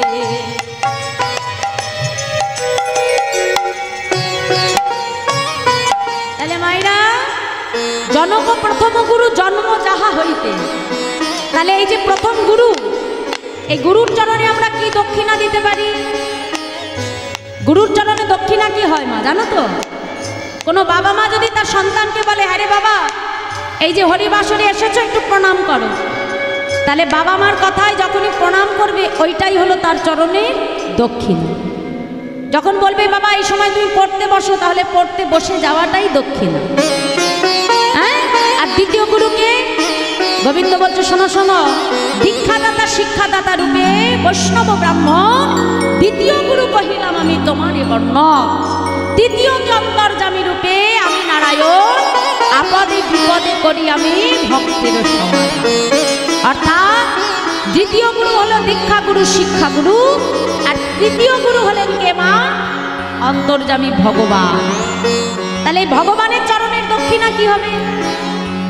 এই যে অত্যাধুনিক যুগে টেলিভিশন মোবাইল ছেড়ে আপনারা এই যে রাত জেগে কষ্ট করে বসে বসে হরিনাম শ্রবণ করছে, তাহলে এটাই হলো তৃতীয় গুরু অর্থাৎ গোবিন্দের চরণের দক্ষিণা। নিতাই গৌর হরি। ভগবান সুদামাকে ডেকে বলল, অনেক হয়েছে, অনেক তত্ত্ব শুনিয়েছি, এবার বল একটু বাড়ির কথা শুনবো। হ্যাঁ রে, তোর স্ত্রী ভালো আছে তো? হ্যাঁ। তা তোর স্ত্রী মনের মতো হয়েছে তো? স্ত্রী যদি মনের মতো না হয় মা, ভজন পথে কিন্তু এগানো যায় না, যায় কি? ধরুন কোনো ঘরের স্বামী আছে কীর্তন ভালোবাসে, কিন্তু সেই ঘরের বউ আবার নাচানাচি ভালোবাসে, তাহলে আপনাকে আসতে দেবে না? কিভাবে আসতে দেবে? আপনার ভজন হবে? হবে। তাহলে স্বামী স্ত্রী যদি দুজন এক পথে না থাকে, মা, যদি এক আত্মা এক মন না হয়, তাহলে কিন্তু ভজনের পথে এগানো যায় না। স্বামী যদি তোমার ভজনে সহায়তা না করে, ঠিক একই নিয়ম, স্বামী যদি ভগবানের পথে ভক্তি না থাকে, তাহলে স্ত্রীও কিন্তু ভক্তি পথে এগোতে পারে না। এই যে আজ তোমাদের ঘরে অনুমতি তারা দিয়েছে বলে এখানে এসে হরিনাম শুনতে পাচ্ছে, সে যদি তোমাকে বলতো হ্যাঁ গো ঠিক 9টার মধ্যে ঘরে ফিরে আসবে, 9টা তো 9টা, এর 1 মিনিটও যেন ওপারে না যায়, তাহলে তুমি এখানে কীর্তন শুনতে পারতে না, ভজন হতো না। ঠিক একই নিয়ম, স্বামী স্ত্রী দুজনকে ভক্তি পথে থাকতে হবে, তবেই স্বামী স্ত্রী ভজনের পথে এগাবে। আর যেই ঘরের পিতা মাতা ভক্ত হবে, সেই ঘরে একজন ভক্ত সন্তান আসতে বাধ্য। নিতাই গৌর হরি। তাই আজ সুদামাকে ডেকে বললে, হ্যাঁ রে সুদামা, হ্যাঁ তোর স্ত্রী মনের মতো হয়েছে তো? আর বলিস না, তার জন্যই তো আমি তোর কাছে এলাম। সে আমাকে বলল, স্বামী যাও, তোমার সংসারের কষ্ট তুমি সইতে পারছো না, যাও একটু বন্ধুর সঙ্গে দেখা করে এসো। আমার স্ত্রীর কথা, সুশীলার কথাই তো আমি এখানে এলাম। যা, তুই বন্ধুত্ব বুঝিস বা না বুঝিস, তোর স্ত্রী যে বন্ধুত্বটা বোঝে এটা বোঝা গেল। তার কথাই তো এতদিন পরে এসেছিস আমার কাছে। আরে তা সব কিছু ঠিক আছে তো? হ্যাঁ কানাই, সব ঠিক আছে। দেখো মা, ঘরে যে অত অর্থ কষ্ট, ঘরে যে অত কষ্ট, কোনো কিছু গোবিন্দের কাছে প্রকাশ করলেন। আর গোবিন্দ তো অন্তর্যামী, সে জানে না, সবই তো জানে না। হ্যাঁ, দেখতে দেখতে 10 দিন তার গৃহে অতিবাহিত হয়ে গেল। এখন যখন সুদামা চলে যাবে, যাবার সময় বন্ধুকে যখন বিদায় দিল, তা দেখো বাবা, চলে যাওয়ার সময় বন্ধুর হাতে তো কিছু অর্থ তাকে দিয়ে দিতে পারত, ভগবান সেটাও দিল। কেন দিল না? ধরুন বাবা, আপনার কোনো বন্ধুর যদি প্রচুর পয়সা থাকে, কিন্তু আপনি ধরুন দরিদ্র, আপনার ভিতরে দারিদ্রতা আছে, অর্থের অভাব আছে, তা আপনার বন্ধু যদি সরাসরি আপনাকে 2 লক্ষ টাকা দিয়ে বলে, আরে এই 2 লাখ টাকা তোকে দিচ্ছি, যা তোর ঘরের কাজটা তুই সেরে নিস, তা এই যে সরাসরি যদি তাকে দেয় মা, এটা কিন্তু বন্ধুত্বের অপমান করা হয়। তোমার আছে বলে তুমি বন্ধুকে দিয়ে দিলে, হ্যাঁ, কিন্তু তুমি যদি সেটা বন্ধুকে না জানিয়ে যদি অন্য কোনো পথে তাকে সাহায্য করতে পারো, তাহলে কিন্তু বন্ধুত্বের অপমান করা হয় না বাবা। ভগবান এখানেও আজকে শিক্ষা দিল। নিতাই গৌর। গোবিন্দ সরাসরি দিতে পারত, কিন্তু দিল না। কি হলো? ওদিকে সুদামা যখন ঘরে ফিরে এলো, এসে দেখছে যে তার যে ভাঙা কুঠির ছিল, বিশাল একটা রাজপ্রাসাদ তৈরি হয়ে গেছে। চিন্তা করছে, সর্বনাশ, একে আমার ভাঙা কুঠিরটা কোথায় গেল? আচ্ছা, আমার অবর্তমানে কেউ কি আমার স্ত্রী সন্তান সবাইকে তাড়িয়ে দিল? কোথায় গেল তারা? সুদামা যখন পথের ধারে দাঁড়িয়ে আছে মা, এমন সময় স্ত্রী সুশীলা গা ভর্তি অলঙ্কার নিয়ে স্বামীকে এসে যেই না চরণে প্রণাম জানিয়েছে, সঙ্গে সঙ্গে সুদামা বলছে, কে মা তুমি? স্বামী, আমাকে চিনতে পারছো না? আমি তোমার স্ত্রী সুশীলা। সুশীলা, এত অলঙ্কার কোথায় পেলে তুমি? হ্যাঁ, কি করে এলো এসব? আর বলবেন না, এগুলো সব আপনার বন্ধুর কাজ। আপনি যখন ওইদিকে দ্বারকায় গেছে, আর আপনার বন্ধু এদিকে বিশ্বকর্মাকে পাঠিয়ে বিশাল রাজপ্রাসাদ তৈরি করেছে এক রাত্রে, আর আমাকে মাতা লক্ষ্মী দেবী স্বয়ং এসে গা ভর্তি অলঙ্কারে আমাকে সাজিয়ে দিয়েছে। আপনাকে এই অঞ্চলের রাজা করে দিয়েছে আপনার বন্ধু। দেখেছো কাণ্ড? হ্যাঁ, আমার কানাইয়ের কাণ্ডটা দেখেছ? আমাকে কিছু না বলে এমন সব করে দিয়েছে। কিন্তু কানাই, আমি তোর কাছে কিচ্ছু চাই না রে কানাই। কেন চাই না জানিস? কানাই রে, ছোট থেকে কত দুঃখ দারিদ্রতা আমি দেখেছি, তোর কাছে কিচ্ছু চাই না। কেন জানিস? যদি কখনো অর্থ অহংকারে, যদি কখনো বিশাল প্রাসাদ পেয়ে অর্থ অহংকারে, যদি কখনো আমি আমার কানাইকে ভুলে যাই, ও কানাই, যদি কারোর ঘরে দুঃখ থাকে তার যে তোকে বেশি করে স্মরণ হয় রে কানাই। দুঃখ পায়ো সে হরি ভজে সুখ না ভজে কই, सुख में जो हरि भजे दुख कहाँ से आई बलुआ दुख कहाँ से आई।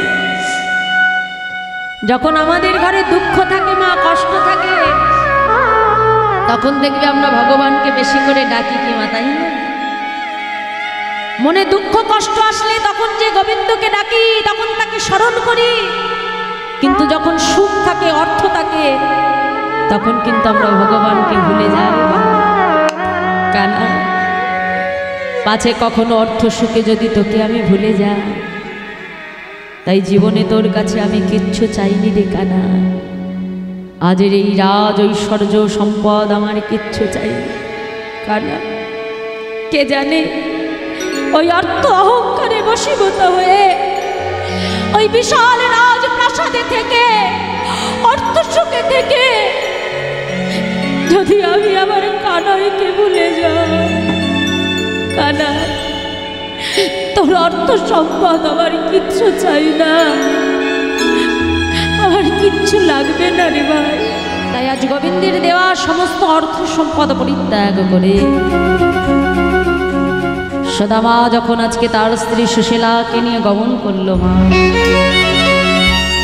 পেছন থেকে গোবিন্দ এসে সদামাকে দর্শন দিলেন। সদামা, কে বলেছে জগতের সম্পদে থেকে ভগবান পাওয়া যায় না? এ জগতে অর্থ সম্পদের মধ্যে থেকেও ভগবান প্রাপ্তি করা যায় না। কেমন করে? যদি ধরুন আপনার বাড়িটা আপনি 5 তলা তৈরি করছেন না, নিজের বাড়িটা যখন 5 তলা হবে, মনে মনে চিন্তা করতে হবে আমার বাড়ির সঙ্গে সঙ্গে আমার ভগবানের জন্য একটা মন্দির আমাকে তৈরি করতে হবে। নিজের জন্য যখন দামি দামি অলংকার তৈরি করবেন, গোবিন্দের জন্য একটা অলংকার তৈরি করবেন। এ জগতে জীব যদি ভগবানকে সমর্পণ করে ভোগ করে, তার মধ্যে কিন্তু কখনো কোনো অহংকার আসে না। কিন্তু যখনই ভগবানকে না দিয়ে আমরা ভোগ করতে যাই, তখনই কিন্তু তার মধ্যে অহংকার প্রবেশ করে। আর অহংকার যেখানে প্রবেশ করে, সেখানে কিন্তু ভগবান প্রাপ্তি হয়। আজ সুদামাকে ডেকে গোবিন্দ বলছে, সুদামা, তুই যে ভক্তের দ্বারে দ্বারে ভিক্ষা করে আমার জন্য চিরা দিয়েছিস, আমি তোর আনা সেই চিরা গ্রহণ করেছিলাম। সুদামা, শুনে রাখ সুদামা, তুই যেমন ভক্তের দ্বারে ভিক্ষা করে আমার জন্য চিরে এনেছিস, আগত কলিযুগে ঠিক তোর মতো করে কোনো কাঙাল ভক্ত যদি ভক্তের দ্বারে দ্বারে ভিক্ষা করে, কোনো ভক্ত যদি আমাকে এমনভাবে এক মুষ্ট চিরা শোয়া দেয়, আমি তোকে কথা দিলাম, আমি ভগবান হয়ে ভক্তের সেই ভিক্ষা করা চিরা গ্রহণ করব নিতাই গৌর হরি। তাই সেই দাপর যুগ থেকে মা আজও পর্যন্ত মাটির মালসায় করে গোবিন্দের সম্মুখে চিরে প্রসাদ ভিক্ষা করে এনে তাকে সেবা দিতে হয়। যদি ভিক্ষা করে এনে মাটির মালসায় চিরে তাকে না দেওয়া হয় মা, গোবিন্দ কিন্তু সেই সেবা গ্রহণ করে না। আর কি হলো মায়েরা, ওই যে সুদামার আনা প্রসাদ গোবিন্দ যখন এক মুষ্ঠ সেবা করেছে, আর এক মুষ্ঠ করতে যাবে, এমন সময় রুক্মিণী এসে হাতটা চেপে ধরেছে সামনে। এক মুষ্ঠ তুমি সেবা করেছো মানে লক্ষ্মীকে তুমি সমর্পণ করে দিয়েছো, আর এক মুষ্ঠ যদি সেবা করো তাহলে আমাদেরকেও তোমায় ছেড়ে চলে যেতে হবে, আমরা যে তোমায় ছাড়া থাকতে পারবো না। তাই দয়া করে চিরার প্রসাদটা তুমি আমার হাতে দাও। সেই প্রসাদ নিয়ে কি করলো মা, আজকে সেই রাজদুয়ারে যত ভক্ত ছিল সবাই সুদামার আনা ভিক্ষা করা সেই চিরা কিঞ্চিত কিঞ্চিত গ্রহণ করছে। আর এমন সময় এলেন দেবর্ষি নারদ মুনি, এসে বলছে, মা রুক্মিণী আমাকে একটু প্রসাদ দাও। একেতে সুদামার ভিক্ষা করা, তার উপরে নয়ন জলে ভেজা, তার উপরে আবার আমার গোবিন্দের অধর অমৃতর প্রসাদ, আমাকে কৃপা করে দাও। রুক্মিণী মা বলছে, একেতে আপনি দেবর্ষি, অর্থাৎ একেতে দেবতা, তার উপরে ঋষি, আপনাকে দেওয়ার অনুমতি আমার নেই, আপনি নিজেই গ্রহণ করুন। তখন নারদমুনি কি করলে, একটু কিঞ্চিত সেই প্রসাদ নিয়ে যেই না ভেঙে নারদমুনি বদনে দিলেন, সঙ্গে সঙ্গে সেই ভক্তি বাঁকা সেই চিরা গ্রহণ করে নারদমুনি একেবারে উন্মাদের মতো হয়ে গেল। সেই প্রসাদ পেয়ে নারদমুনির আনন্দ ধরছে না, নাচতে নাচতে কৈলাসে এসে উপনীত হলো। আর যেই না কৈলাসে এলো, সঙ্গে সঙ্গে দেবাদিদেব মহাদেব বলছে, আচ্ছা নারদ, তোমার মনে এত আনন্দ কিসে? আর বললেন না, প্রভু সুদামার আনা সেই প্রসাদ আমি গ্রহণ করেছি, তাই আমার মনে আনন্দ ধরছে। বলছে, তা আমাকে একটু দাও। বলে, আমি তো, আমার কাছে এখন তো আর নেই, ওই নখ দিয়ে ভেঙেছিলাম, যদি থাকে কিছু নখাগ্রে আমার লেগে আছে। তাই কি হলো মা, সেই নখাগ্রের প্রসাদ আজকে কি হলো, দেবাদেব মহাদেব গ্রহণ করলো। কেমন ভাবে? বলছে, দেখো দেখো, নখাগ্রের প্রসাদ যখন ভোলানাথে পাইল, নখাগ্রের প্রসাদ যখন নারদ পাইল, আরে নাচিতে নাচিতে নারদ কৈলাসেতে গেল, নাচিতে নাচিতে নারদ কৈলাসেতে গেল। এখন নাচিতে নাচিতে নারদ কৈলাসে এসে গেল, আর কৈলাসে এসে সেই প্রসাদ যখন দেবাদিদেব মহাদেব পেল, ভোলানাথের মনে আনন্দ ধরছে না, তাণ্ডব নৃত্য আরম্ভ করে। আর যেই না তাণ্ডব নৃত্য করছে, কৈলাস কাঁপতে আরম্ভ করেছে। আর এমন সময় মাতা পার্বতী ছুটে এসেছে, কি প্রভু এ আপনার কি অবস্থা, এমন করে নৃত্য করছেন কেন? বলে, আর বলো না পার্বতী, আজ আমি সুদামার আনা ভিক্ষা করা প্রসাদ পেয়েছি। একেতে সুদামার নয়ন জলে ভেজা চিড়ে, তার উপরে আমার প্রভুর অধর অমৃত, সেই প্রসাদ পেয়ে আমার এহেন দশা। বলছে, তাহলে আমাকে দিন। আর তো নেই। যেই না বলেছে আর তো নেই, পার্বতী ক্রোধান্বিত হয়ে গেছে। অন্য সময় আমি আপনার সহধর্মিনী, আর এখন আপনার সব কথা আপনি ভুলে গেলেন, আমার জন্য একটু প্রসাদ রাখতে পারলেন না। আমিও যদি পার্বতী সতী নারী হয়ে থাকি, আমিও কথা দিলাম, আগত কলিযুগে প্রভু যখন জগন্নাথ রূপে শ্রীক্ষেত্র পুরীধামে পূজিত হবে, আমি হব বিমলা মাতা। আর প্রভুর সেই প্রসাদ যখন সর্বপ্রথম আগে আমার ঘরে আসবে, জগন্নাথের প্রসাদ আগে কোথায় যায় মা? বিমলা মায়ের কাছে যায়। বিমলা মায়ের মন্দিরে যে প্রসাদ থেকে সেটা হয় মহাপ্রসাদ। আর সেই প্রসাদ, মহাপ্রসাদ যখন আনন্দবাজারে এসে পৌঁছায়, যখন ভক্ত সেই প্রসাদ গ্রহণ করে, তখন সেটা হয় মহা মহাপ্রসাদ। নিতাই গৌর হরি বল। তাহলে সেই প্রসাদ, সুদামার ভিক্ষা করা সেই চিড়ে, আজও পুরীধামের মহাপ্রসাদ রূপে আজ আমরা ভক্তবৃন্দ গ্রহণ করে চলেছি।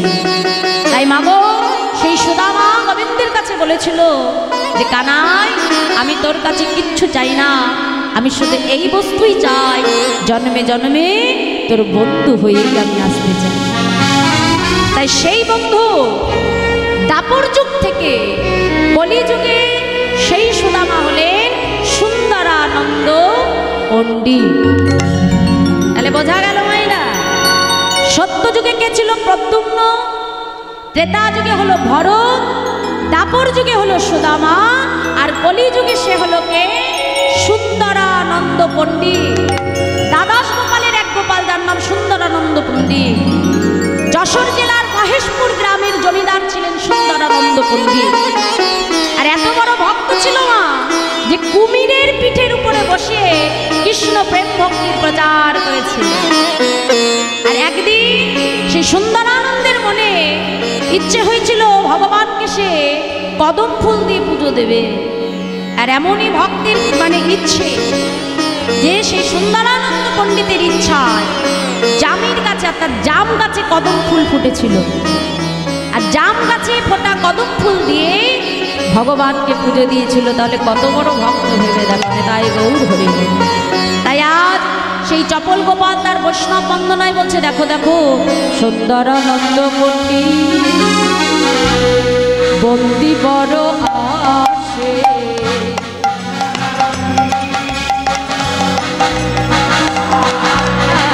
সুন্দর নন্দ কোটি বন্দি বড় আসে,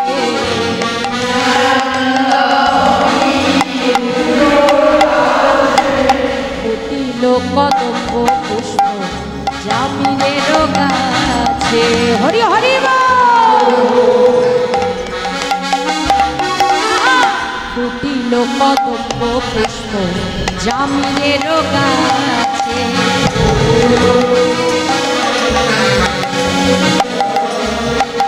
ফুটিল কদম্ব পুষ্প জামিনের গাছে।